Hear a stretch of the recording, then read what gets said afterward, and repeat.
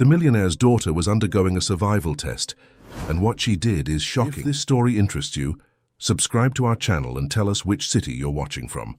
Let's begin.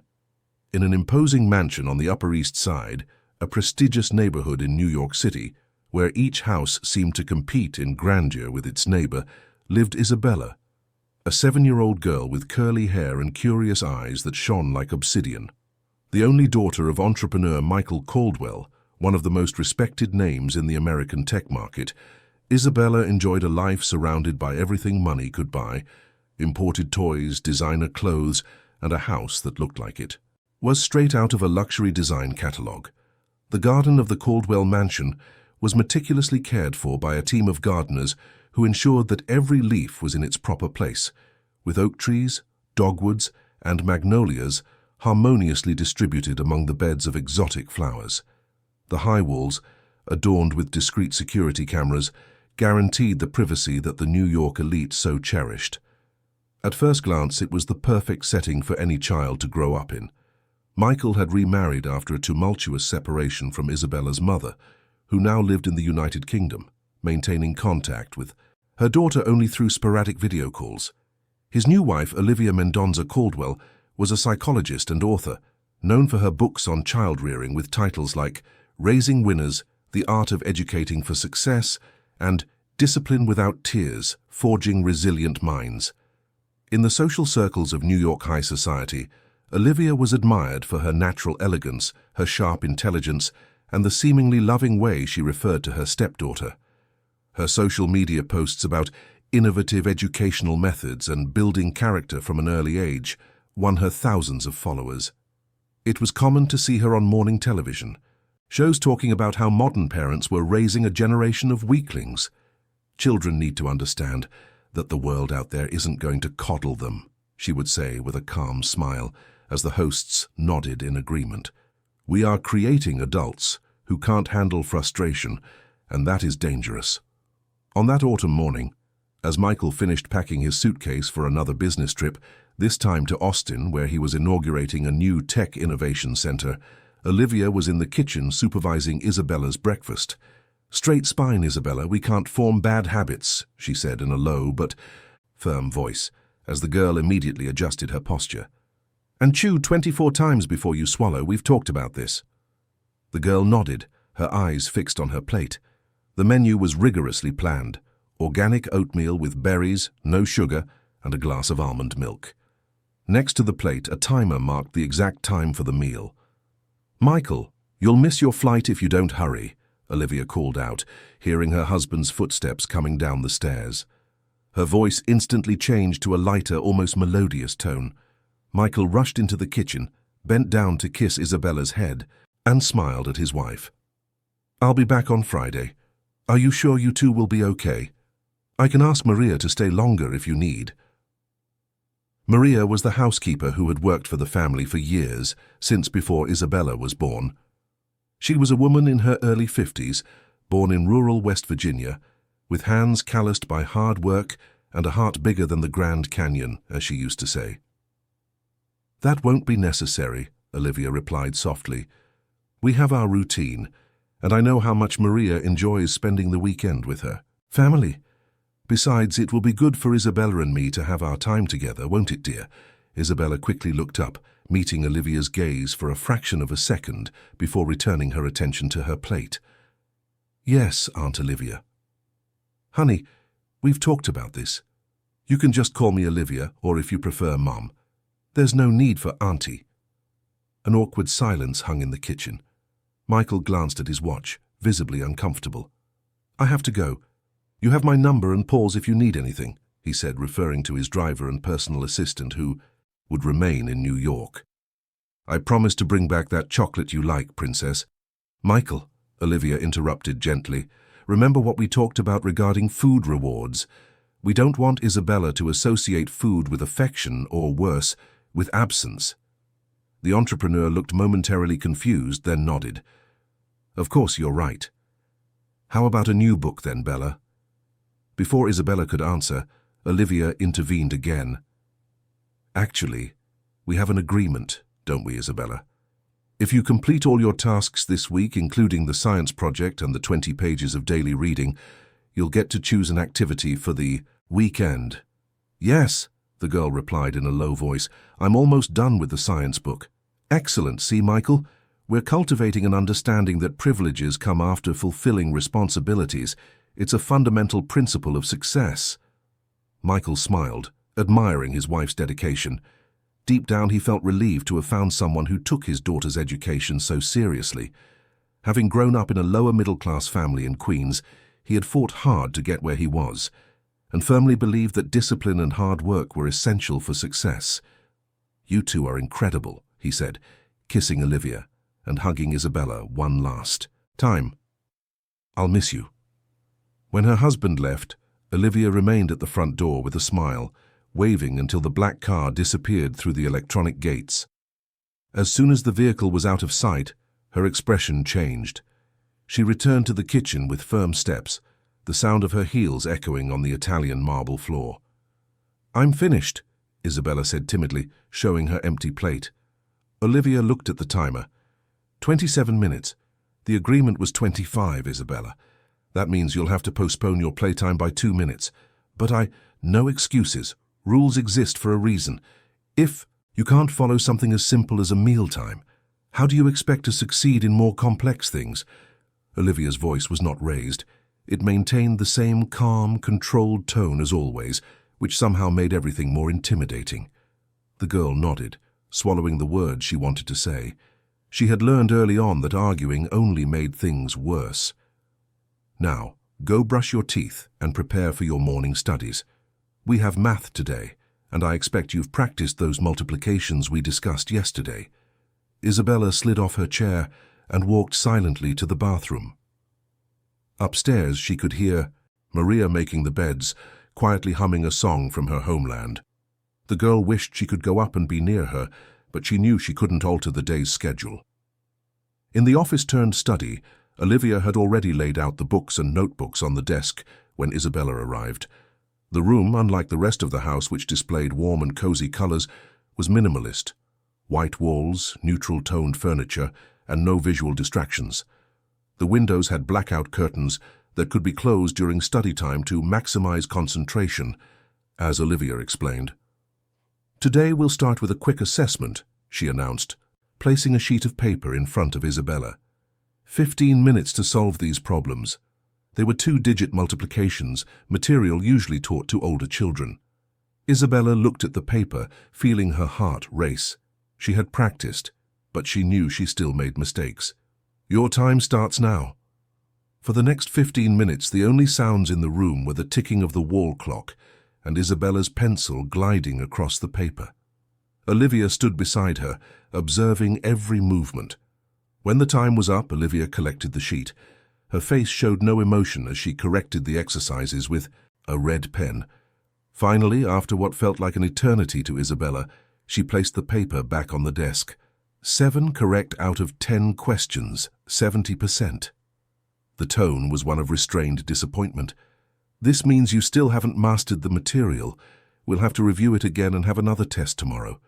But yesterday I got 6 right, Isabella tried to argue, thinking she had improved. And that's supposed to impress me. Olivia's perfectly shaped eyebrow arched. Slight improvement is the bare minimum expected, Isabella. The goal is excellence, not mediocrity. Your father didn't build an empire by being a little bit better each day. The mention of her father always carried weight. Isabella knew how hard he worked, how much he had achieved. She didn't want to disappoint him. Let's start over. Page 42 of the book. Read the explanation, and then we'll do the exercises together. The morning passed like this, with intensive studies interspersed with small, timed breaks. At 12:30 p.m. sharp, it was time for lunch. The meal, as always, was balanced. Lean protein, organic vegetables, and a small portion of whole-grain carbohydrates. Maria had prepared everything according to the detailed instructions left by Olivia. Mrs. Caldwell, I made that fresh orange juice that Isabella likes so much, Maria said with her Appalachian accent as she served the table. Thank you, Maria, but Isabella hasn't completed her morning tasks correctly. Today she will have only water. Juices are privileges, not rights. Maria's face hardened for an instant, but she quickly softened her expression. "As you wish, ma'am. Do you need anything else?" "No. You can go have your lunch. Remember you're leaving early today." When Maria left, Olivia served Isabella's plate with meticulously measured portions. "Remember, chew slowly, sip water between bites. Digestion begins in the mouth." The afternoon continued with more educational activities, and at 4 p.m. Isabella was allowed to play, but not before Olivia set the rules. Educational toys only, no messes, and everything had to be perfectly put away by 5:30 p.m. The next day, the routine repeated with military precision.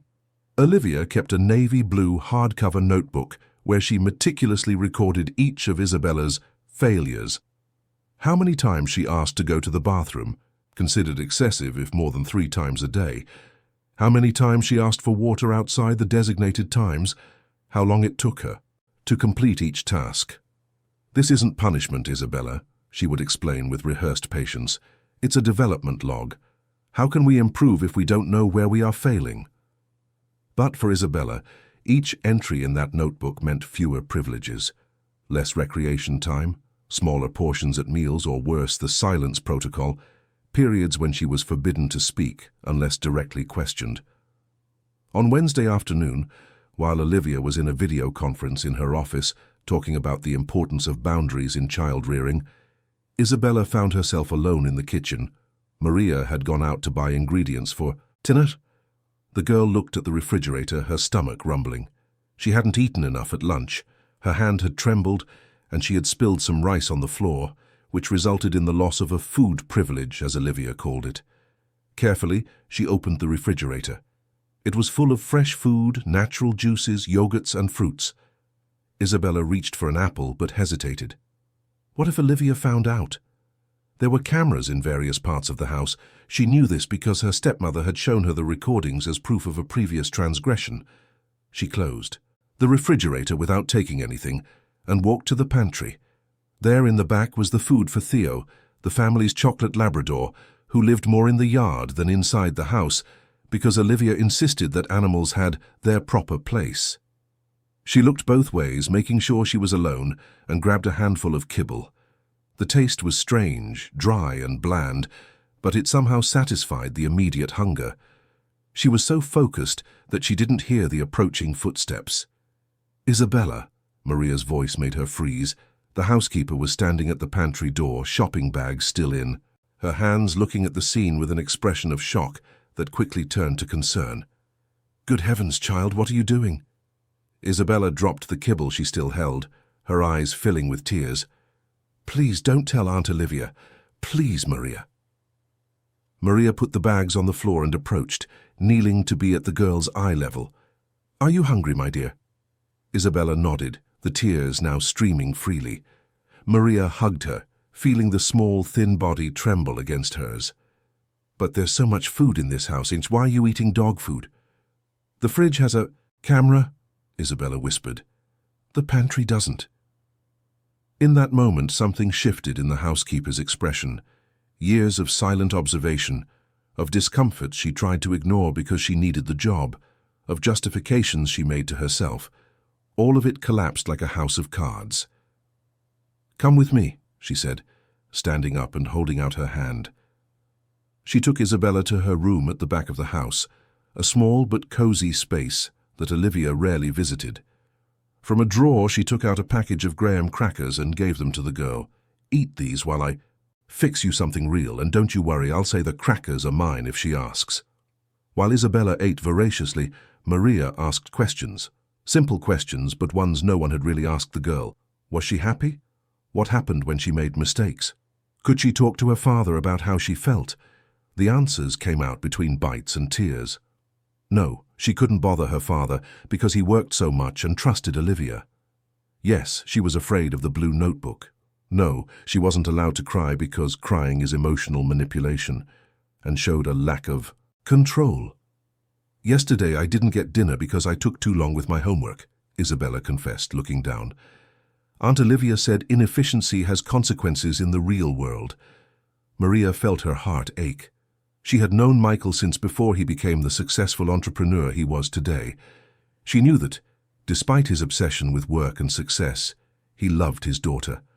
But she also knew how convincing Olivia was, how she turned control into discipline and coldness into preparation for the real world. "Listen, little one," Maria said, holding Isabella's hands. "This isn't right. You know that, don't you? Children need food, affection, and the freedom to make mistakes and learn without fear." Isabella looked at her with a mix of hope and doubt. "But Aunt Olivia says this is how successful people are raised." "No, my dear. Truly successful people grow up knowing they are loved even when they mess up, that they have worth beyond their grades and achievements." Maria paused, weighing her next words. "I think your father needs to know what happens when he's away." Panic filled Isabella's face. "No, he'll be mad at me. He'll think I'm just complaining." "No, he won't. Your father may work a lot. He may have his faults, but he loves you. And no one who truly loves someone would want to see them going through this." That night, after Isabella had gone to bed, Maria stayed awake, thinking about what to do. Confronting Olivia directly was risky. She would certainly lose her job and couldn't protect the girl anymore. Talking to Michael over the phone also seemed inadequate for something so serious. She decided she would wait until Friday when he returned and find a moment for a private conversation. Until then, she would do her best to ensure Isabella was fed and protected, even if secretly. What Maria didn't know was that her plans would have to change drastically. The next morning, Olivia announced that she had decided to let her go for the weekend. "I thought you were only leaving tomorrow afternoon," Maria questioned, trying to hide her concern. "Change of plans," Olivia replied, without looking up from the tablet where she was reviewing her latest article for a parenting magazine. "Isabella and I are going on a digital detox retreat. Just the two of us, no external distractions. It will be great for our bond." Maria looked at Isabella, who was sitting at the table, her eyes fixed on the plate of fruit she had barely touched. The fear was palpable. "But your husband comes back tomorrow. Wouldn't it be better to wait and do this retreat when he's home too?" Olivia finally looked up, a cold smile on her lips. "Michael called last night. His trip has been extended until Monday. All the more reason for Isabella and me to enjoy this time together, right?" The housekeeper felt a chill run down her spine. Something told her she couldn't leave Isabella alone with that woman for 3 whole days, with no one to intervene or witness. "Actually, Mrs. Caldwell, I was thinking, I have some vacation days saved up. If you don't mind, I'd be happy to help with the meals over the weekend. Without disturbing your retreat, of course." Olivia's smile didn't reach her eyes. "Your dedication is admirable, Maria, but everything is already arranged. Isabella and I need this time alone. I'm sure your family will appreciate seeing you earlier." There was no way to argue without raising suspicion. Maria knew she needed a plan B, and fast. When she finished packing, her things to leave, she stopped by Isabella's room to say goodbye. The girl was meticulously arranging the books on her shelf by size and color, as Olivia demanded. "Bella," she called softly, making sure they were alone. "Take this." She handed the girl a small old cell phone. "It's simple, it only makes and receives calls. My number is saved in it. If you need anything at all, you call me, okay?" Isabella looked at the device with wide eyes. "But Aunt Olivia won't let me." "I know. That's why you need to hide it very well. Only use it if it's really important, promise?" The girl nodded, hiding the phone in the bottom of her school backpack under her notebooks. "I promise." Maria hugged Isabella tightly, fighting back tears. "Remember what I told you yesterday? You are an incredible, smart and strong girl. Nothing that happens here is your fault." Isabella returned the hug with surprising strength for someone so small. "Come back soon, okay?" "I will. Sooner than you think."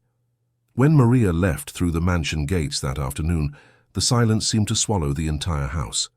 From her bedroom window, Isabella watched the housekeeper get into a rideshare car, her heart aching with a sense of abandonment she couldn't put into words. The hidden cell phone in her backpack was her only comfort, though she wouldn't dare use it unless it was absolutely necessary. "Isabella, come to my office, please." Olivia's voice echoed through the intercom system installed in every room of the house.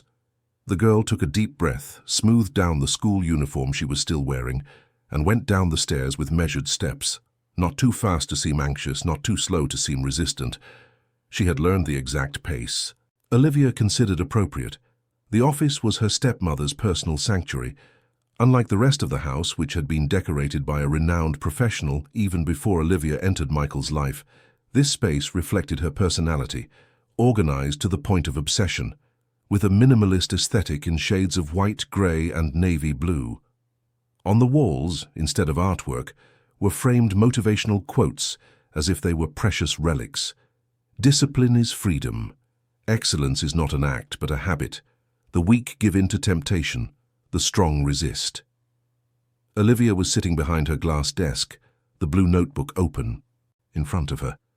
She wore an impeccable tailored suit in petrol blue, her brown hair tied back in a low bun without a single strand out of place.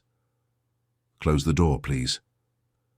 Isabella obeyed and remained standing, her hands clasped in front of her, as she had been instructed to do whenever she entered that room. "I've been reviewing your activities for this week," Olivia began, flipping through the notebook. "I've noticed some concerning patterns. Your task completion times are inconsistent. You've asked to use the restroom more frequently than is acceptable, and this morning you didn't finish your breakfast within the allotted time." Isabella kept her eyes fixed on a spot on the wall behind Olivia, knowing that looking directly at her could be interpreted as a challenge, while looking down would be a sign of weakness. Another delicate balance she had learned over time. "Furthermore," Olivia continued, "Maria mentioned you were in the pantry yesterday, alone. What were you doing there?" Isabella's heart pounded. Maria had promised not to tell. Had she changed her mind? Or had Olivia simply seen it on the cameras? I was looking for materials for my science project," she lied, her mouth suddenly dry. "About types of grains." Olivia studied her for a long moment, her cold eyes analyzing every micro-movement on the girl's face. "Interesting, because I don't recall any science project about grains on your schedule for this week." Silence. Isabella knew she was cornered. "Do you know the problem with lies, Isabella? They require an extraordinary memory, and extraordinary people don't need to lie." Olivia closed the notebook with a smooth motion. "I believe this distraction-free weekend has come at a good time. Clearly you are developing inappropriate habits and questionable influences." Isabella felt a wave of dread. Was Olivia talking about Maria? Had she discovered their private conversations? "To begin our reconnection retreat, I want you to go to your room and bring me all of your favorite toys. All of them." The instruction caught Isabella by surprise. "All of them?" "All of them. Teddy bears, dolls, games, storybooks, anything that doesn't have an educational purpose." "But why?" Olivia arched an eyebrow, the only sign that the question had annoyed her. "Because this weekend, we are going to focus on self-discipline and impulse control. These distractions only feed your more childish and dependent nature." She took a calculated pause. "Unless you are questioning my authority or my methods. In that case, we will have a different conversation." It wasn't a direct threat, but Isabella knew the subtext. In recent months, she had witnessed Olivia call her father several times, painting a picture of rebellious behavior, manipulative crying, and serious concerns about emotional development. Each of those calls resulted in uncomfortable conversations with Michael, who, despite being loving, trusted his wife's professional judgment. "I'm not questioning," Isabella replied softly. "Good. You have 15 minutes. Then I want you back here." As she climbed the stairs, Isabella felt tears, threatening to fall, but she took a deep breath and held them back. Crying would be another note in the blue notebook, another failure. In her room, she looked at her few toys. Unlike most children her age and social class, Isabella didn't have an extensive collection. Olivia had already taken it upon herself to rationalize her belongings since moving into the house, arguing with Michael that an excess of toys creates materialistic children with no creativity. Still, there were a few treasures the girl protected with great care. A stuffed rabbit named Carrots, which her biological mother had given her before she left. A 500-piece puzzle she had assembled with her father during a rare rainy afternoon when he had stayed home. A book of fairy tales with detailed illustrations, a birthday gift from Maria. She looked at the clock. 10 minutes had passed. Reluctantly, she placed the items in a box, leaving only carrots out. Perhaps if she explained the sentimental value, Olivia would let her keep the bunny. Back in the office, Olivia inspected the contents of the box and then looked at the rabbit still in Isabella's arms. "All of them, Isabella." I said all of them. "But carrots is special. My mom." "Your mother chose to leave you, remember?" Olivia's tone was soft, almost compassionate, which made the words even more cutting. Emotional attachments to objects are substitutes for real relationships. It's a form of dependency we need to correct. Isabella clutched the rabbit to her chest. "Please, just him." A sigh of disappointment escaped Olivia's perfectly painted lips. "I see we still have a lot of work to do. Do you really think a successful adult clings to toys when faced with adversity?" She held out her hand. "The rabbit, Isabella. Now." Something inside. The girl rebelled. A small flame of resistance she didn't even know she still had. "No." The word came out almost as a whisper, but the effect was immediate. Olivia straightened in her chair, her eyes hardening.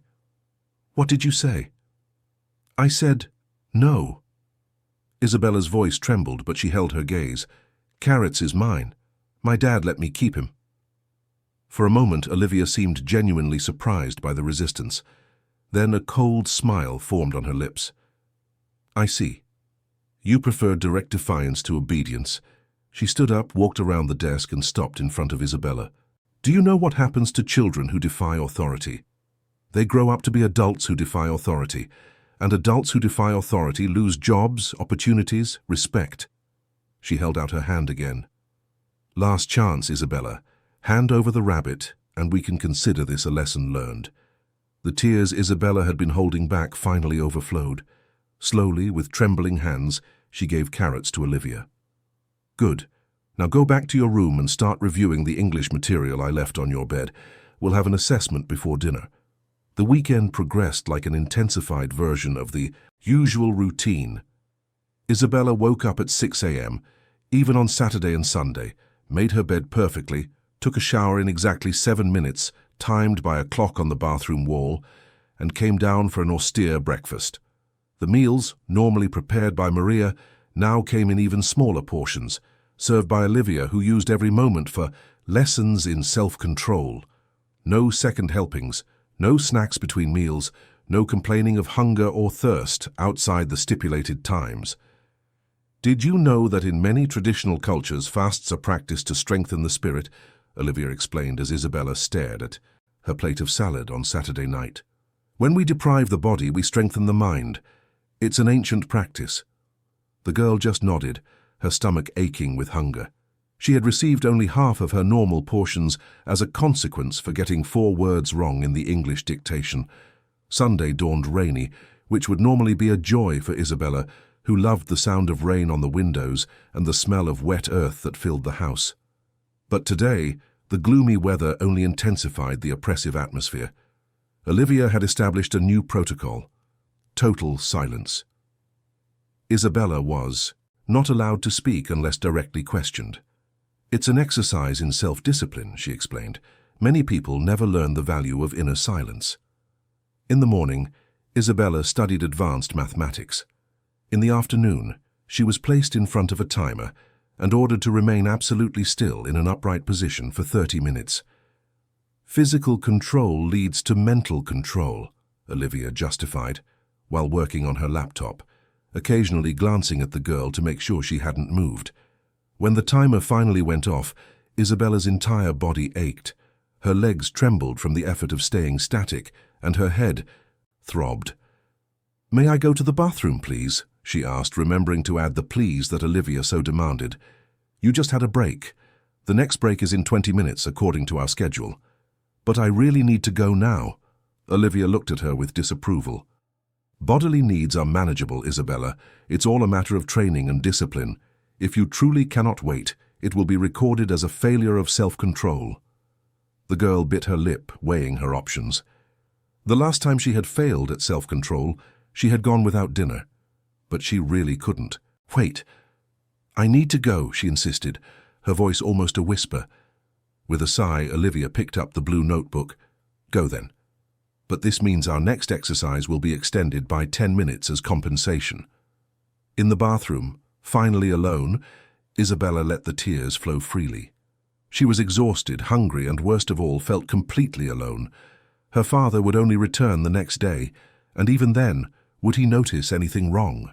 Olivia was so convincing, so skilled at presenting everything as advanced educational methods. It was then that she remembered the cell phone hidden in her backpack. Maria had said to use it only in an emergency, but wasn't this an emergency? The weight of hesitation paralyzed her for a few seconds. If Olivia found out... A knock on the door interrupted her thoughts. "Isabella? You're taking too long. Is everything all right in there?" "Yes, I'm just finishing," she replied quickly, wiping her tears. That night, after a minuscule dinner and 2 more hours of concentration exercises, Isabella was sent to bed. Olivia collected all the books, even the textbooks, explaining that the last exercise of the day would be learning to quiet the mind without external stimuli. Alone in the dark room, Isabella waited for a full hour, listening to the movements in the house. Finally, when she heard the master bedroom door close, she got up silently. She retrieved the cell phone from its hiding place and with trembling hands dialed the only number saved. "Hello?" Maria's voice answered on the second ring, sounding worried even in that single word. "Maria," Isabella whispered, her voice broken by silent sobs. "Please come get me. I can't take it anymore." "Bella? What happened, my dear? Did she hurt you?" "No, not like that. But I'm so hungry, Maria. And she took all my toys, even carrots. And I have to stay still without moving for hours. And if I make mistakes in my lessons, I don't get food and..." The words tumbled out, years of pent-up emotions finally overflowing. Maria felt her heart clench. For months she had seen the signs she had suspected, but to hear it all like this, in the child's broken voice, was different. "Listen, little one, you need to be very brave now. I'm going to call your father." "No!" The panic was palpable in Isabella's voice. "She'll say I'm lying, that I'm manipulative. She always does that. This time will be different. Trust me, your father needs to know." A noise in the hallway made Isabella freeze. "Someone's coming. I have to hang up." "Wait, Bella." But the call had already ended. Isabella quickly hid the phone back in her backpack and jumped into bed, pretending to be asleep. The bedroom door opened silently, and she felt Olivia's presence, watching her in the dim light. After a few eternal seconds, the door closed again. The girl breathed a sigh of relief, but the fear lingered. What if Olivia had heard? What if Maria really called her father? What would happen? Across the city, in a small apartment in Astoria, Queens, Maria stared at the phone with determination. She had known Michael for years, since he was just a young entrepreneur struggling to get his first business off the ground, long before the success, long before Isabella was born. She knew that for all his faults, he loved his daughter more than anything. She found his number in her contacts and called, ignoring the late hour. The call went to voicemail as she expected. He rarely answered unknown numbers during business trips. She left a short message asking him to call back urgently, saying only that it was about Isabella and that it couldn't wait until Monday. Then, unable to simply wait and hope he would hear the message, she sent a text to Paul, Michael's driver and personal assistant, with whom she had a cordial relationship. "Paul, sorry to bother you at this hour. I need to speak with Mr. Caldwell urgently about Isabella. It's very serious. Please, ask him to call me as soon as he can." The reply came almost immediately. "He's in a business meeting. Was there an accident? Should I interrupt?" Maria hesitated. How could she explain years of psychological abuse in a text message? How could she convince someone of the seriousness of the situation without sounding alarmist? It's not a physical accident, but Isabella is in emotional danger. That retreat Mrs. Caldwell invented is not what it seems. Please, Tell him his daughter is being starved and subjected to cruel endurance tests. He needs to come home now." Michael Caldwell was in the middle of a presentation to potential investors when Paul discreetly entered the meeting room and approached him, whispering something in his ear. The entrepreneur's expression changed instantly. He called for a 5-minute break and left the room hastily. "Repeat what you just said," he demanded once they were in the hallway. Paul showed him Maria's messages. Michael read them 3 times, his brow furrowing deeper each time. "This doesn't make sense. Olivia is an expert in child development. She writes books on the subject." But even as he said it, flashes of memory surfaced. Little things he had noticed but dismissed, the way Isabella would go quiet in Olivia's presence, how her smile would vanish, how she had lost weight. In recent months. "I tried calling Maria back, but she's not answering now," Paul informed him. Michael made a quick decision. "Cancel the rest of the schedule. We're flying back to New York tonight. Get a private jet if you have to." Back at the mansion on the Upper East Side, the night passed in apparent silence, but Olivia had not gone to sleep as Isabella had thought. After checking on the girl, she went to her office and turned on her tablet. Something was bothering her. A sixth sense developed over years of controlling every aspect of her life, and more recently, the lives of those around her. She activated the app connected to the house's security cameras and rewound the day's footage, methodically observing every movement, every corner. She stopped when she reached the images of the hallway near Isabella's room around 9:30 p.m. There was the girl, moving furtively towards the bathroom, carrying something small in her hands. Olivia zoomed in. A cell phone she had definitely not given the child, her lips pressed into a thin line. Maria. It could only be the work of the meddling housekeeper, always with that poorly disguised look of judgment, always trying to undermine her authority with small gestures of affection that Olivia considered detrimental to Isabella's proper development. She checked the external cameras and noticed a car had briefly parked in front of the house around 10 p.m. before driving off again. She only managed to capture part of the license plate, but it was enough to heighten her suspicions. A threat to her meticulous control had emerged, and Olivia did not tolerate threats. She picked up her phone and dialed a number she rarely used. After a brief conversation, she hung up, satisfied. She had hired a private security service to reinforce the gates during the night and the following day. "As a precaution," she had explained, "I thought I saw suspicious movement on the cameras." Next, she devised a contingency plan. If Maria had indeed spoken to Michael, she needed to be prepared. She had been in similar situations before, former employees trying to interfere, concerned teachers at Isabella's old school. They all eventually realized that confronting her was futile. She always won. She opened a file on her laptop and began writing a detailed report on Isabella's worrying behavior over the past few weeks. She fabricated episodes of aggression, lies, and manipulation. She described how the retreat had been an attempt to reconnect after the girl had supposedly tried to attack her with a pair of school scissors, a complete lie, but convincing enough to justify extreme measures.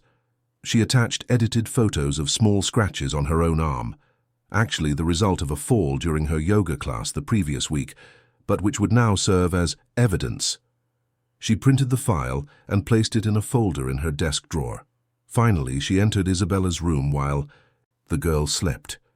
With silent movements, she searched the school backpack and found the cell phone. She didn't confiscate it. That would alert Isabella immediately.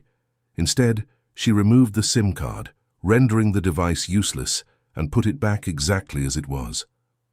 "Checkmate," she whispered to herself as she closed the bedroom door. The next morning, Isabella woke up feeling strangely hopeful. Maybe Maria had actually managed to speak with her father. Maybe everything would change today. But when she came down for breakfast, she found Olivia smiling, more cheerful than usual. "Good morning, dear. Sleep well?" The change in tone immediately put Isabella on alert. There was something different in the air, a tension underlying Olivia's perfect smile. "Yes, thank you," she replied cautiously. "Excellent. Today we're going to have a special day.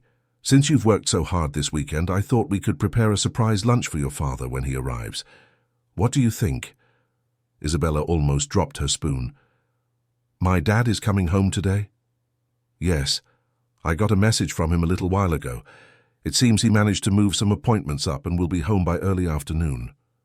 Olivia served a surprisingly generous plate of fruit and yogurt for Isabella. I want him to see how productive our retreat was, how you're more disciplined and strong. Hope swelled in the girl's chest, but experience made her contain her enthusiasm. Olivia was up to something, she could feel it. But what? Can I help prepare lunch, she asked, trying to sound excited about the idea. Of course you can. After your morning studies, of course. The hours dragged on as Isabella tried to concentrate on the math exercises Olivia had left for her. Her mind, however, was miles away, imagining what would happen when her father arrived. Had Maria really managed to talk to him? And if she had, would he believe her or Olivia? Around noon, when Isabella was finally allowed to help in the kitchen, she noticed strange activity outside the house. Men in dark suits were positioned discreetly at the entry points. "Who are those people outside?" she asked as she helped Olivia cut tomatoes into perfectly identical cubes. "Just some extra security. Nothing to worry about." Olivia smiled, but the smile didn't reach her eyes. "Now focus on your task. These tomatoes need to be absolutely uniform." Isabella obeyed, but her unease grew. Why would they need extra security today of all days? Was Olivia trying to keep Maria from getting in? Or was it something worse? The sound of a car pulling up made her heart leap. She looked out the window and saw her father's black Audi coming through the gates. "He's here," she exclaimed, unable to contain her excitement. Olivia immediately dropped what she was doing and checked her appearance in the reflection of the stainless steel refrigerator. She adjusted her perfectly coiffed hair and smoothed her silk blouse. "Remember, Isabella, exemplary behavior. We'll show your father how valuable our time together has been."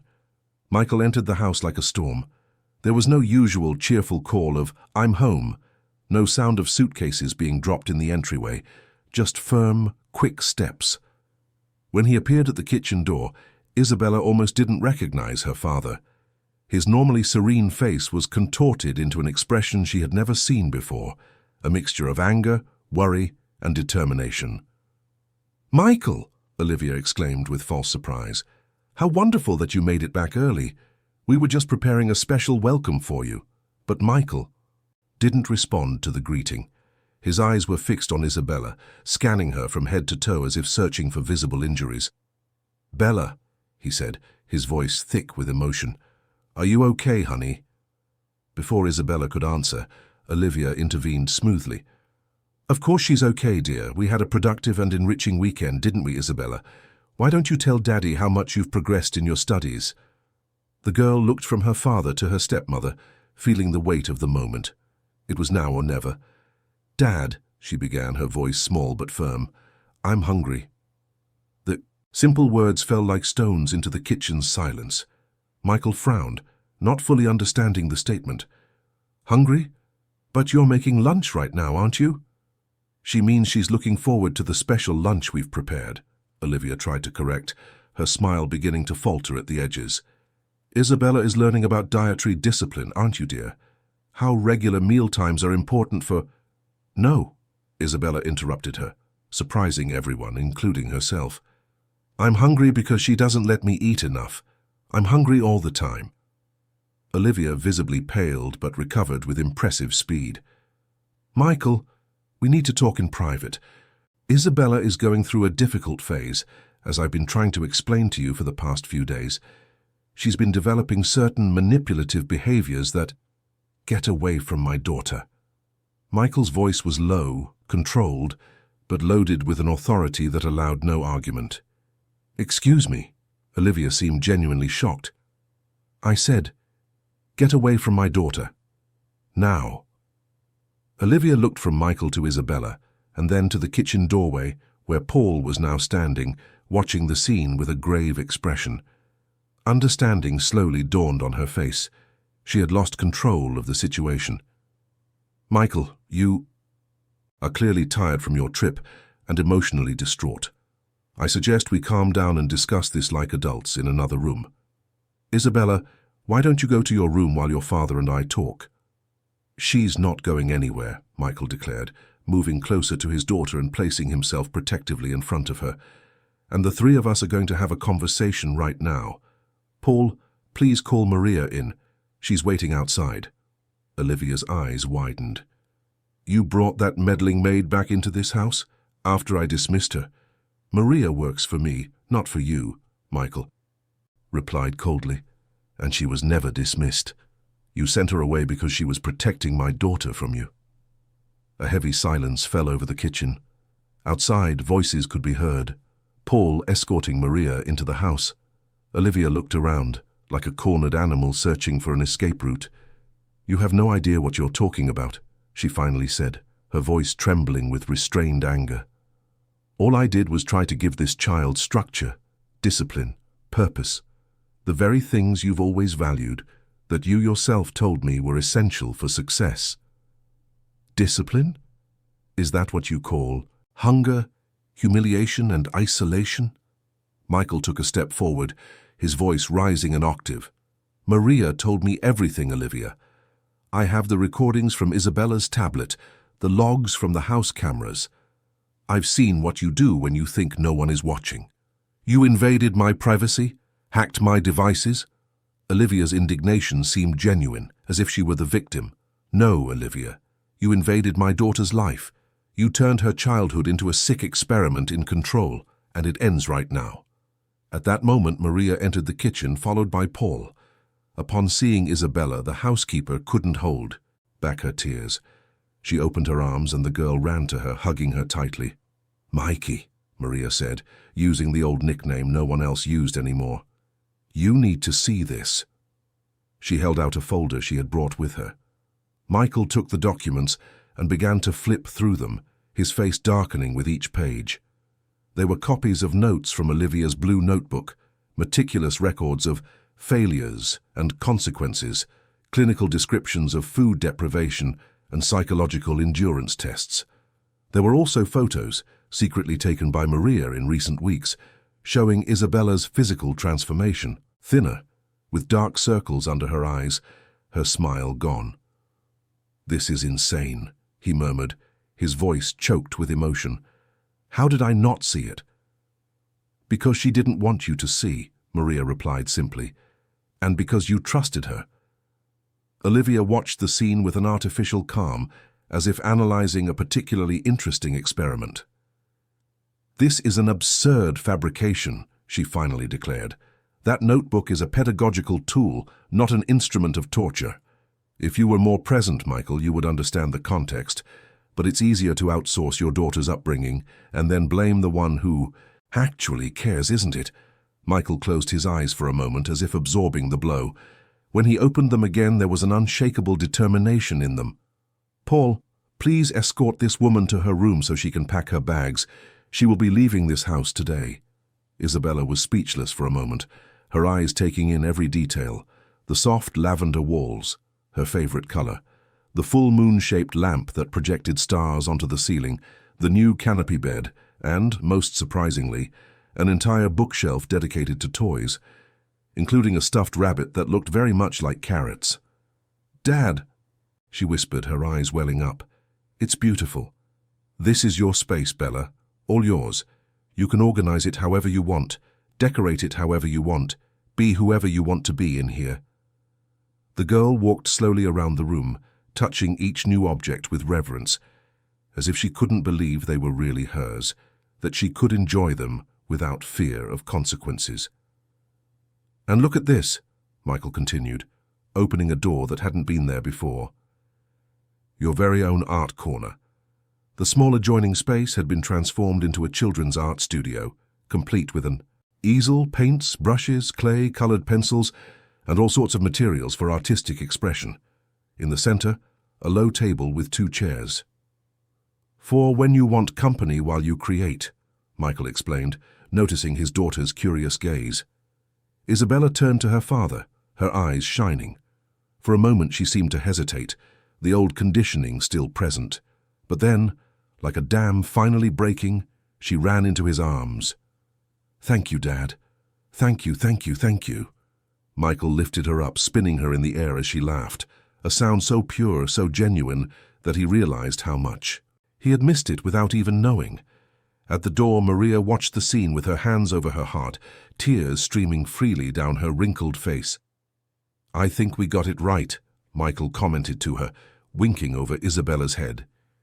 "You certainly did, Mr. Caldwell," Maria replied, wiping her tears. "You certainly did." The days turned into weeks, and the weeks into months. Slowly, Isabella began to open up again, to trust, to allow herself to be a child. The nightmares, frequent at first, gradually subsided. The sessions with the psychologist, initially frightening for her, became anticipated moments of the week where she could express without judgment the complex feelings she didn't always know how to name. In late September, almost 3 months after Olivia's departure, Isabella made a request that surprised Michael. "Dad, I was wondering if I could visit Mom in the UK. He looked at his daughter, who was sitting at the breakfast table, distractedly stirring her cereal with fruit. Now her choice, no longer an imposition. "You've been talking to her on the video calls, haven't you?" he asked gently. Isabella nodded. After the separation from Olivia, Michael had made an effort to re-establish regular contact between Isabella and her biological mother, Helen, who lived in London. The calls, initially strange and uncomfortable, had become more fluid over time. "Yes, but I wanted to see her in person. She said she misses me." Michael smiled. "I think that's a great idea. We can plan a trip for the next school break. What do you think?" Isabella's face lit up. "Can Maria come too? If she wants to go, of course. And can I see the Tower of London? Mom said it has amazing views of the whole city from there.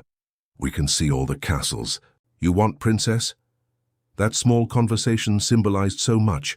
Isabella's renewed ability to make requests, to express desires, the rebuilding of family ties that Olivia had systematically tried to destroy, and above all, the restored trust between father and daughter. Meanwhile, across the city, in a stylish apartment in Soho, Olivia Mendonza, now without the Caldwell surname, watched her laptop screen with calculated attention. On the open page, a recent article on techniques of psychological control and their consequences in childhood. It was part of her new strategy. After the divorce, Olivia had reinvented herself once again. Using her background in psychology and her experience as a writer, she positioned herself as an expert in identifying and combating emotional abuse against children. Her new book, Screaming Silences: How to Recognize Signs of Psychological Child Abuse, was about to be released. The irony was palpable but also calculated. Transforming herself into a champion against the very thing she had perpetrated was not just a public relations move, it was a form of narrative control. If she defined the terms of the debate, no one could use them against her. Her phone vibrated, an Instagram notification. Her latest post, an inspirational image with the phrase, "Children deserve to be heard, respected and protected," had reached over 10,000 likes in just 2 hours. Olivia smiled to herself. The reconstruction of her image was progressing exactly as planned. Her followers were growing exponentially, editors were vying for her articles, and invitations for speaking engagements arrived weekly. The scandal of her divorce, skillfully manipulated by her PR team, had been transformed into a narrative of personal growth and an awakening to the mission of protecting vulnerable children. No one, except a small circle of people who knew the truth, questioned her sincerity. And even those few did not dare challenge her publicly. The word of a 7-year-old and a housekeeper against a respected psychologist and author. It was a risk that Michael, in his concern for Isabella's privacy and well-being, chose not to take. Olivia closed her laptop and walked to her apartment window, admiring the privileged view of the city. The sun was setting over New York, painting the skyline of skyscrapers in shades of gold and orange. It was a sight she appreciated, the contrast between light and shadow, the subtle transition between day and night, metaphors for her own existence. Her phone rang again, her agent confirming an interview for the highest-rated morning show on national television next week. "Perfect," she replied, in the soft, controlled voice that had become her trademark. "Send me the details, and we'll prepare the main talking points." As she hung up, her gaze caught her reflection in the window glass. The perfectly composed face, the rehearsed smile, the calculating eyes. For a brief moment, something flickered in that immaculate image. A doubt, perhaps, a remnant of conscience. The blue notebook, that instrument of control and punishment she had used against Isabella, now served a different purpose in her new life. Transformed into an insight journal. It was where she recorded her observations on abusive behaviors, many of them practiced by herself in the past. Was it a form of atonement, of self-analysis, or just another element in her elaborate theater of redemption? Not even Olivia was sure. The line between conscious manipulation and self-deception had become too thin to discern. What she knew, with the crystal clarity that had always guided her actions, was that this new version of herself was infinitely more powerful than the last. As the wife of a successful entrepreneur, her sphere of influence was limited. As a spokesperson for a cause, as a defender of vulnerable children, her reach was potentially limitless. And the most ironic part of all, the more she spoke about the damages of psychological control, the more she exposed the tactics she herself had employed against Isabella, the more shielded she became from potential future accusations. After all, who would suspect that someone could so detailedly expose the mechanisms of an abuse they had committed? Back at the Caldwell mansion, a transformation of a completely different nature was underway. For the first time in a long time, Michael and Isabella's house truly felt like a home, filled with laughter, small imperfections, and authentic life. Michael's office, once an untouchable sanctuary of work, now had a special corner for Isabella, with a small table and art supplies where she could draw while her father worked from home. Her drawings decorated an entire wall, replacing the diplomas and certificates that once dominated the space. "Look, Dad, I drew us," Isabella commented one October afternoon, holding out a sheet of paper.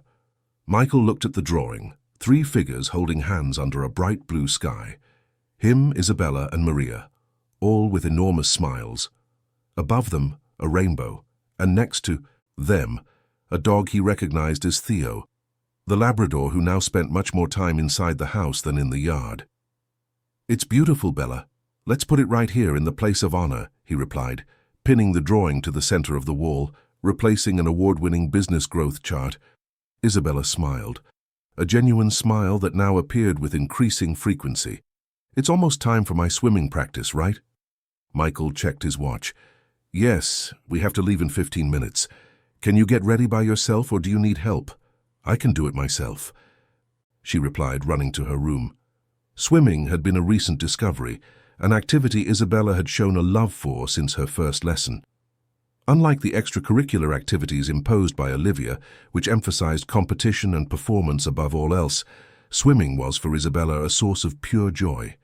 The feeling of freedom in the water, the weightlessness, the rhythm of her strokes, all contributed to an almost therapeutic experience. "She's a natural," the instructor had commented to Michael after a few weeks. "But the most important thing is that she has fun. I've never seen a child so happy in the water." For Michael, watching his daughter glide through the pool, her face lit up with a carefree smile, was one of the greatest joys of his new life. Seeing Isabella gradually regain not only her joy, but also her self-confidence, was like witnessing a daily miracle. While driving to the club where the swimming lessons took place, Michael reflected on the changes of the past few months. His company continued to thrive, even with his reduced presence at the office. In fact, the delegation of responsibilities he had been forced to implement ended up revealing talents in his team that had previously been underutilized.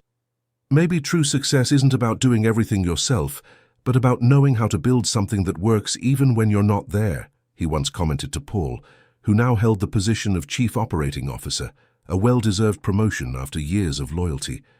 When they arrived at the club, Isabella jumped out of the car with enthusiasm, her swim bag slung over her shoulder.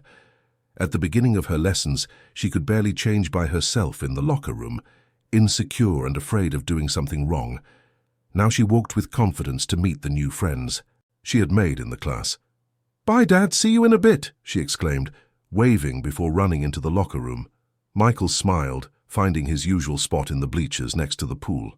He took out the small notebook he had grown accustomed to carrying, not an instrument of control like Olivia's, but a journal of happy memories where he recorded Isabella's small and large progresses, special moments, and funny or wise things she said. While waiting for the class to start, he opened the notebook and wrote the date, followed by a simple observation. Today for the first time. She didn't look back to check if I was really here. She just trusts that I am. Trust that invisible, fragile structure, so easily broken and so difficult to rebuild, was finally solidifying again between them. It wasn't perfect nor complete, but it was growing day by day like a delicate plant finally exposed to light after a long period of darkness. And as he watched Isabella get into the pool, waving excitedly to him from the marked lanes, Michael knew with a deep and unshakable certainty that they were on the right path. The path to healing, to rebuilding, to a life where love didn't have to be earned. It simply existed, unconditional and abundant as it always should have been. 2 years had passed since that decisive afternoon when Michael returned early from his trip and discovered the truth about what was happening in his home. Isabella was now 9 years old, her curly hair longer, her smile more frequent, her eyes shining with a confidence that once seemed impossible. The mansion on the Upper East Side was no longer the same. The walls, once predominantly white and grey, now displayed vibrant colours and artwork chosen by Isabella during outings, with her father to galleries and craft fairs.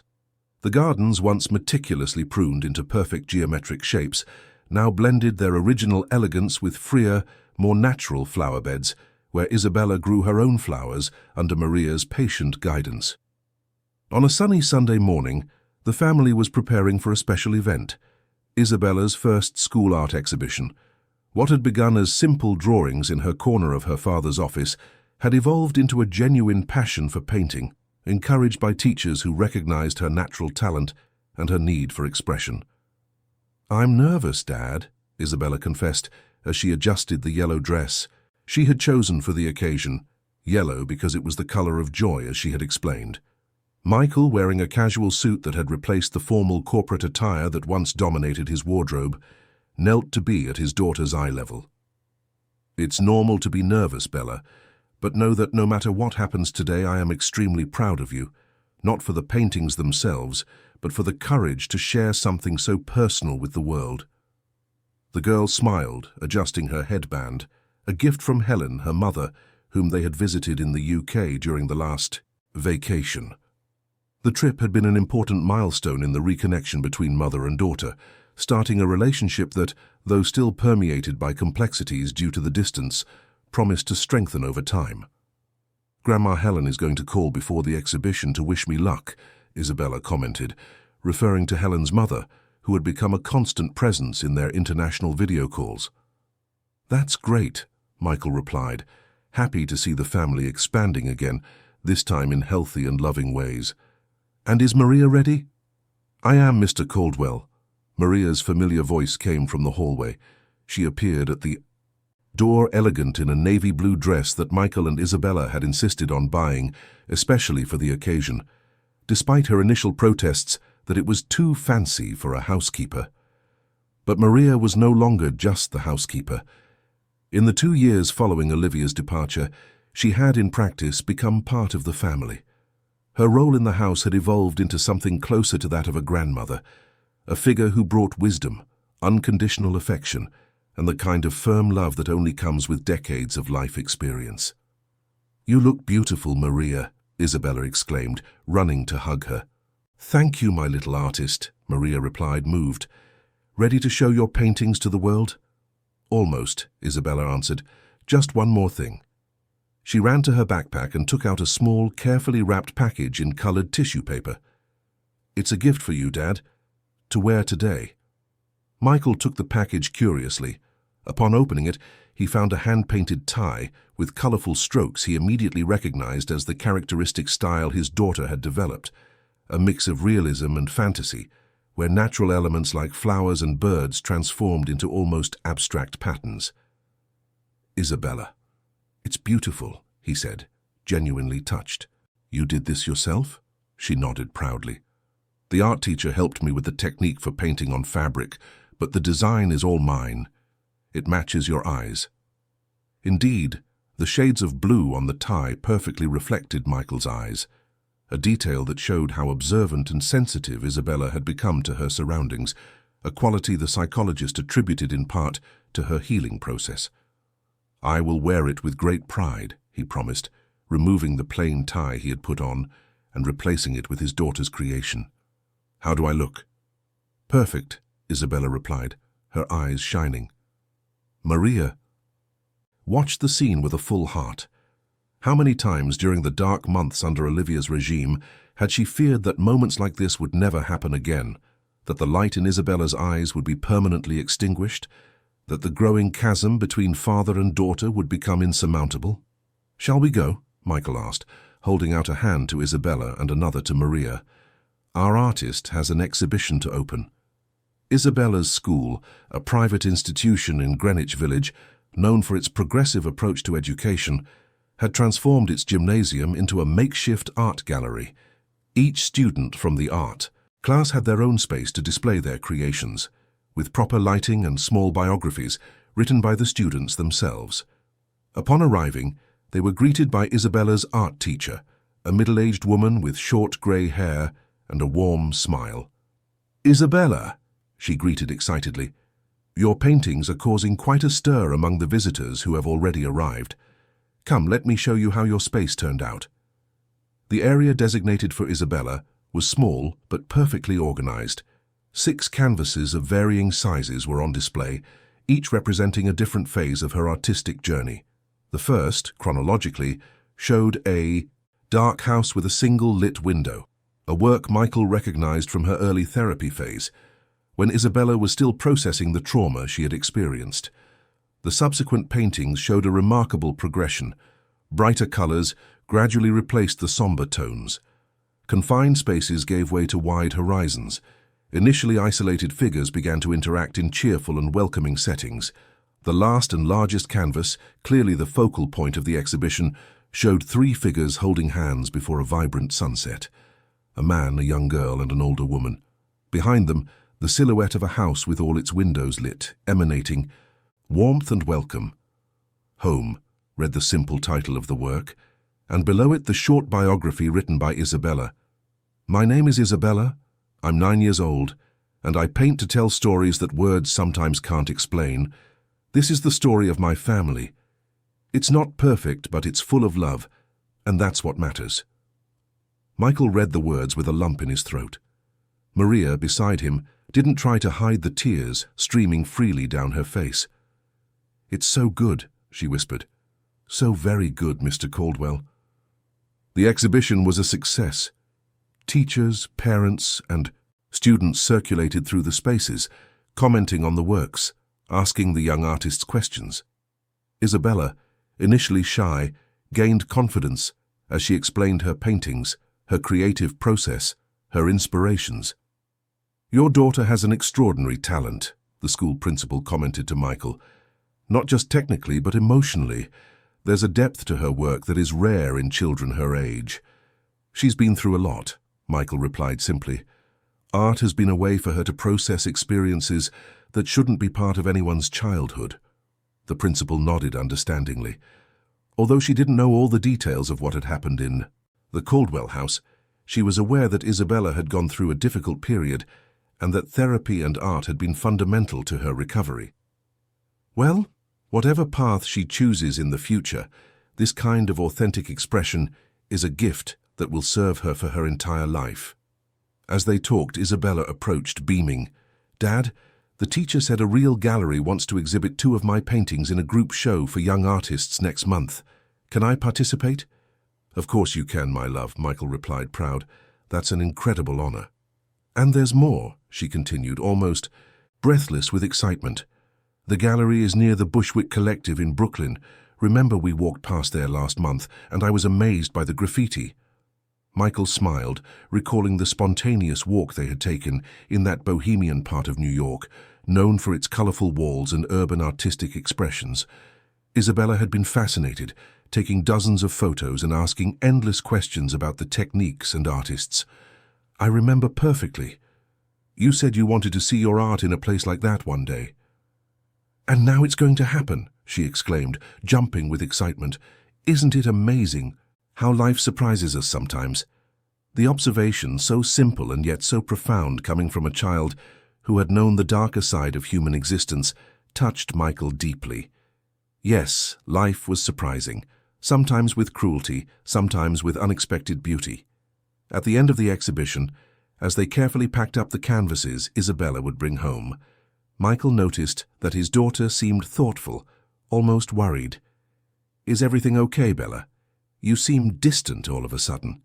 She hesitated for a moment, biting her lower lip, an old habit that resurfaced in moments of anxiety. "I was just thinking, do you think—" She saw my paintings, I mean. There was no need to specify who she was. Michael knew exactly who Isabella was referring to. The shadow of Olivia, though much less present than in the past, still occasionally hung over their lives, a ghostly reminder of a time they would rather forget. "No, honey, she's not in our lives anymore. She has no access to your school, your activities, anything like that." What Michael didn't mention was that Olivia, despite the no-contact agreement, had tried once, about a year after the divorce, to establish indirect communication. A meticulously written letter had arrived at Michael's office, speaking of regret, of change, of a supposed understanding of her mistakes. It asked not for a reconciliation, but for a chance to make peace with the past.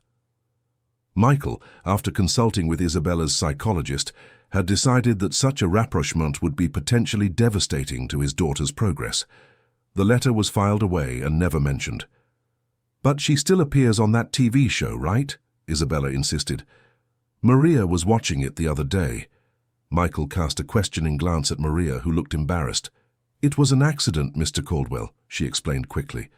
"I was flipping through the channels and suddenly she was there talking about child education. I turned it off right away, but Bella saw." "Did it upset you?" Michael asked his daughter gently.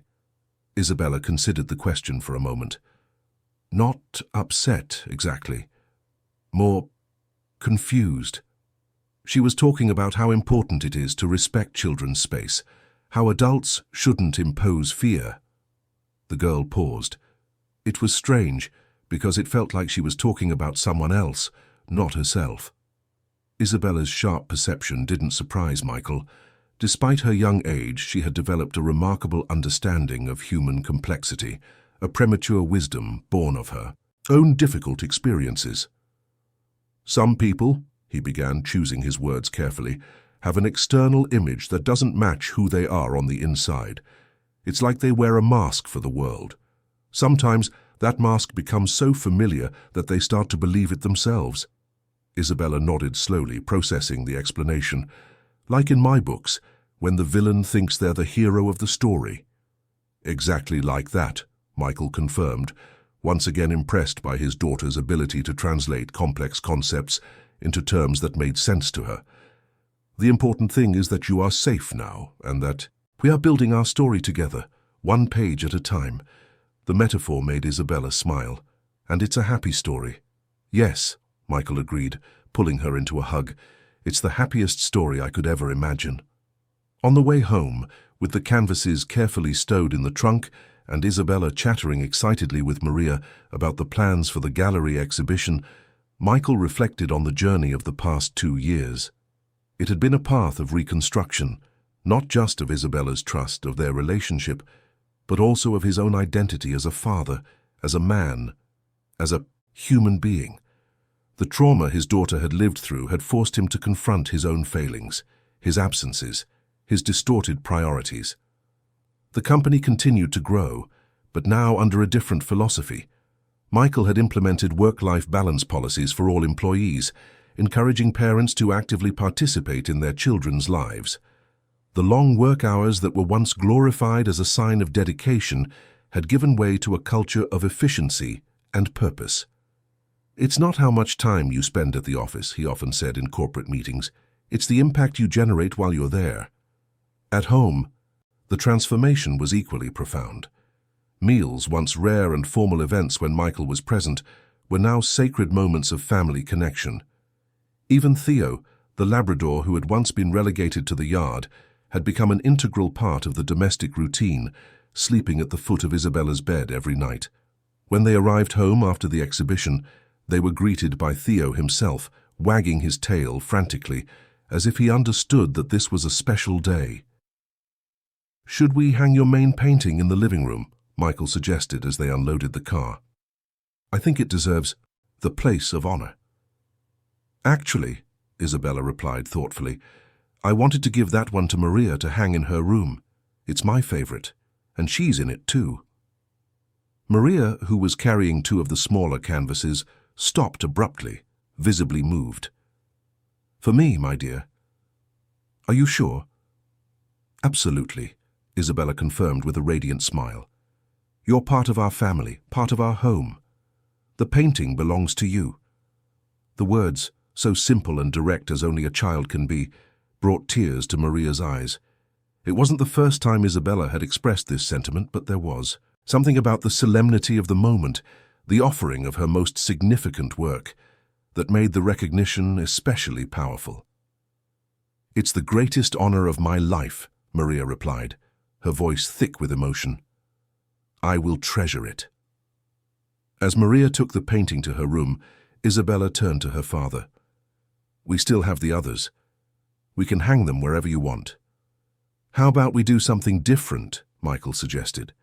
"Instead of me deciding, what if you choose the spots? After all, they're your creations."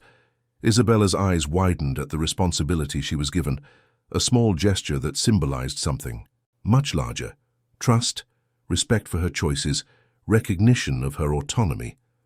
"Can I really?" "Of course you can. I trust your artistic taste." With renewed enthusiasm, Isabella began to walk through the house, evaluating walls, considering the lighting, imagining how each work would interact with the spaces. She was a child playing curator in her own home, a scene so far removed from the frightened girl who was afraid to ask for a glass of water at the wrong time. Later, after a celebratory dinner where Maria prepared all of Isabella's favorite dishes, followed by a surprise cake decorated with sugar paintbrushes and palettes, the family gathered in the newly decorated living room with the young artist's works. "You know what I like most about these paintings," Michael commented, observing how the vibrant colors had transformed the room, previously dominated by neutral tones and impersonal art chosen by a decorator. "What?" Isabella asked, snuggling up next to him on the sofa, Theo asleep at her feet. "They tell a story of overcoming adversity. When I look at the first one, the one with the dark house, and then at the last one with the house full of light, I see how far we've come together." Isabella nodded thoughtfully. "My art teacher says that all great works tell stories, even when they just seem to be about colors and shapes." "She's right," Michael agreed. "And our story, Bella, still has many chapters ahead. Happy chapters, I hope." "I'm sure it will," the girl replied, with the unshakable conviction that only children possess. "Now that we know how to make light, we won't let the darkness in anymore." The wisdom contained in that simple sentence left Michael momentarily speechless. How could a 9-year-old girl who had experienced the darkest side of human nature still maintain such faith in the possibility of light? The answer, he realized, lay in the extraordinary resilience of the human spirit, especially the spirit of children. Isabella had been hurt deeply, but not broken. With love, patience, and consistent support, she had found the strength not only to survive, but to flourish. "It's a promise, then," he finally replied, extending his pinky finger to seal the childish pact they had turned into a family ritual. "We'll always keep the light on." Isabella linked her little finger with her father's. "Always," she repeated solemnly. Maria, watching the scene from the kitchen doorway, smiled through her tears. 2 years ago, on that fateful afternoon, when she found Isabella eating dog food, she could never have imagined they would reach this point. The darkness had seemed impenetrable then, the path ahead foggy and uncertain. But here they were, not perfect, not completely healed from the scars of the past, but whole, united, strengthened by the very adversities they had faced. As the night peacefully wore on, with Isabella eventually falling asleep in her father's lap while they watched a movie, Maria reflected on the extraordinary twists and turns of life, how moments of Deep crisis could become catalysts for necessary change. How broken relationships could be rebuilt, stronger and more authentic than before. And above all, how love, real, unconditional, patient, was the most powerful force in the universe, capable of healing seemingly incurable wounds, capable of bringing light where there was once only darkness. The next morning, while preparing breakfast, Maria watched Michael and Isabella enter the kitchen, both still in their pajamas, excitedly discussing their plans for the weekend. There was a naturalness to the scene, a lightness that contrasted dramatically with the tense, controlled breakfasts of the Olivia era. "Good morning, family," Maria greeted cheerfully. "Good morning, Maria," Isabella replied, running to hug her, another gesture that would have been unthinkable before, when physical displays of affection were rigidly regulated. "What's on the menu today?" Michael asked, pouring himself some coffee. "Pancakes with fresh fruit," Maria answered, "and freshly squeezed orange juice, the favorite of our celebrity artist." Isabella laughed at the title. "I'm not a celebrity yet, Maria. I just had one school exhibition." "For now," Michael teased, "the way you're going, we'll soon be seeing your paintings in the world's greatest museums." Isabella blushed at the compliment, but her smile was radiant. "You know what? Even if that never happens, even if I never become a famous artist, I'll still be happy." "Really?" Michael asked, curious about that mature statement. "And why is that?" "Because I already have everything that really matters," she replied simply, looking from Michael to Maria. "I have you. I have our home. I have love that doesn't need to be earned." The phrase, "love that doesn't need to be earned," hit Michael like a revelation. That was exactly what was missing from Olivia's approach, what made her methods so fundamentally wrong, so harmful. She had turned love into a commodity to be won through performance, obedience, and impossible perfection. But true love, Michael now understood with crystal clarity, was precisely the opposite. It was unconditional. It was given freely, without expectation of return. It was patient in failure, generous in stumbles, constant in storms. "You are absolutely right, Bella," he replied, his voice slightly thick with emotion. "That's all that really matters in the end." And so, in a sunlit kitchen in an Upper East Side mansion, a rebuilt family savored not just pancakes with fresh fruit, but the precious gift of a new beginning.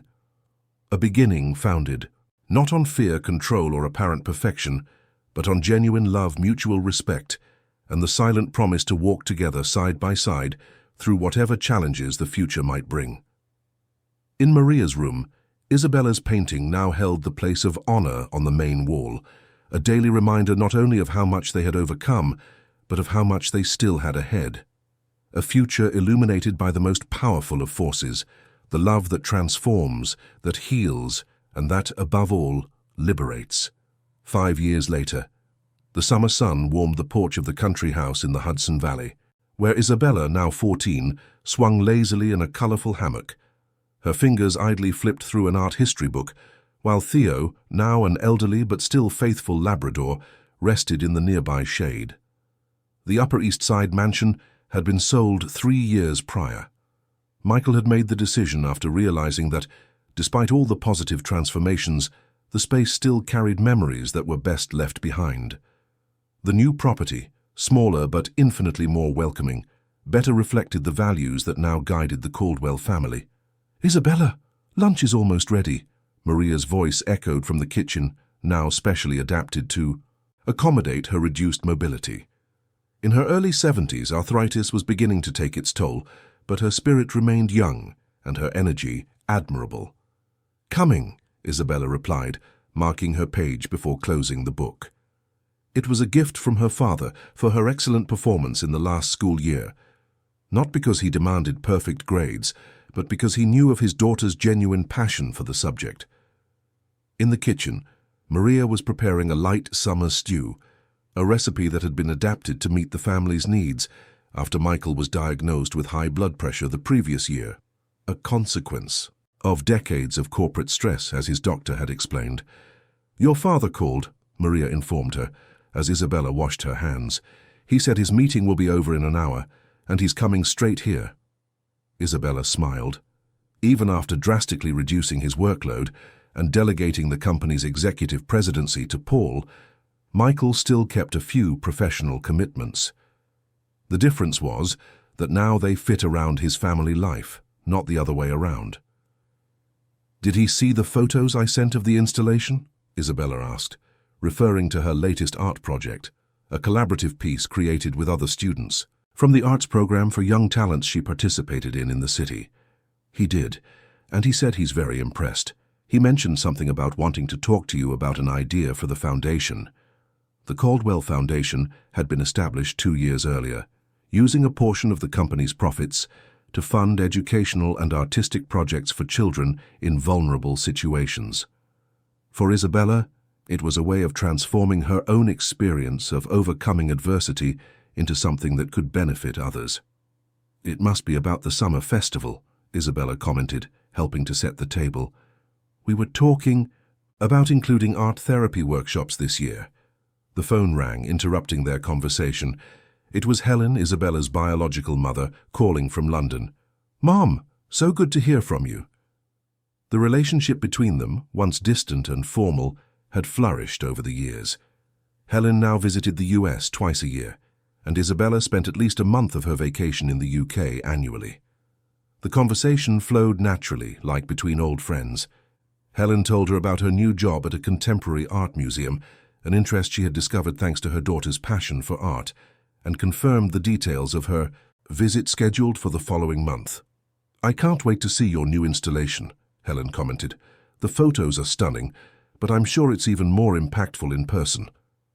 After hanging up, Isabella helped finish the lunch preparations, moving through the kitchen with the relaxed confidence of someone completely at ease in her own space.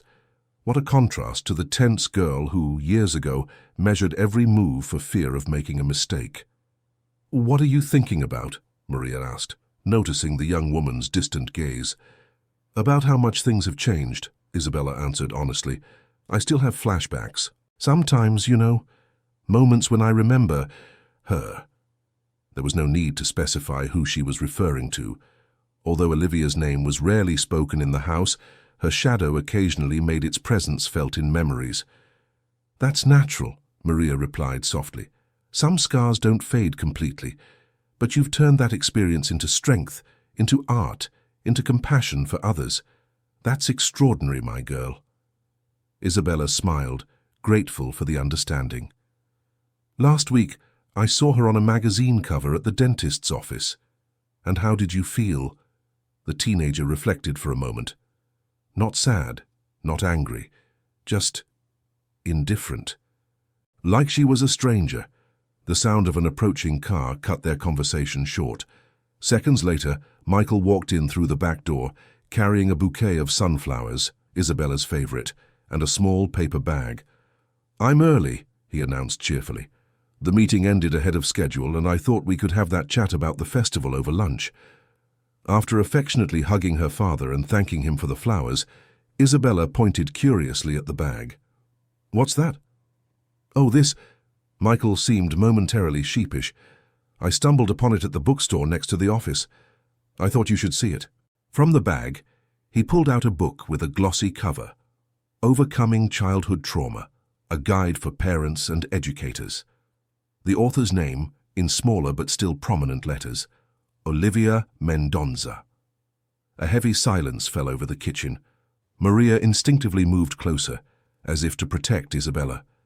"You didn't need to see this," Michael began, "but I thought it was important to be honest with you.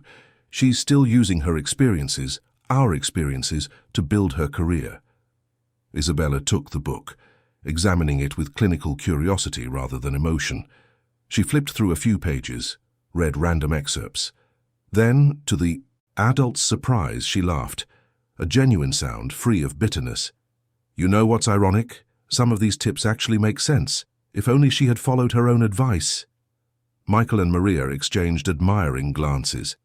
Isabella's emotional maturity, her ability to process this complex situation without being shaken, was a testament to how much she had grown and strengthened. "We can donate it to the Foundation's library," Isabella suggested, setting the book aside. Someone might get something useful out of it regardless of who wrote it. That attitude, the ability to separate potentially valuable content from its problematic source, demonstrated a sophistication of thought that left Michael speechless for a moment. "You're extraordinary, you know that," he finally said. Isabella smiled, a genuine smile that lit up her eyes. "No, Dad.